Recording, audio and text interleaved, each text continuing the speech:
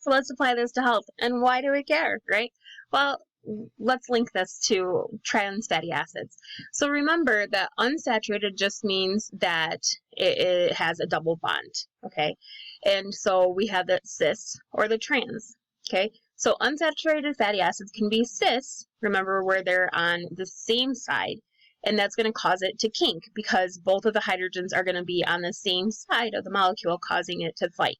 Where with trans, remember, trans means opposite, transatlantic flight, right? Opposite side of the ocean.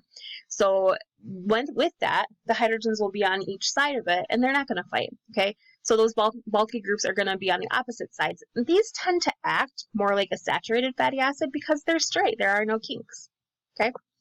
So moving on and talking about that hydrogenization, okay, during that process, the double bonds are converted to single carbon-carbon bonds.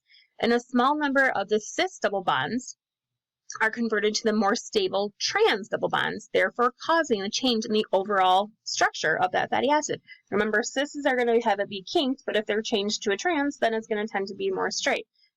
So in the body, trans fats behave like saturated fatty acids.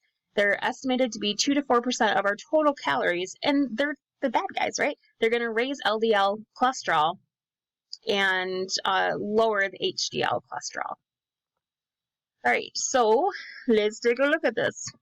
All right, so through you have your original fatty acid, then you have your nickel catalyst, then you can have an undesired side product, which is your trans, and that's going to pack and cause some health problems, where you would have the desired saturated, right, and that would be the stearic acid. All right, so foods containing naturally occurring trans fats include milk, eggs, and beef. So foods that contain trans fatty acids from that hydrogenization process, those include the really yummy things, right? Deep fried foods, bread, baked goods, cookies, crackers, chips, sticks, and soft margarines, as well as vegetable shortenings. So all the yummy stuff. That's why it's bad. All right, so let's apply. Which of the following statements are true and which ones are false? Pause me and come back.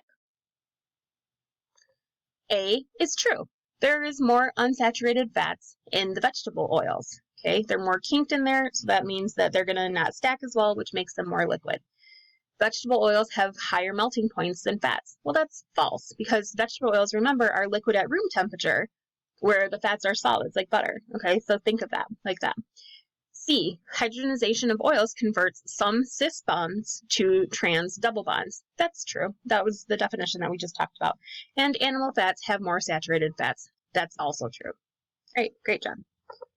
So let's try this again.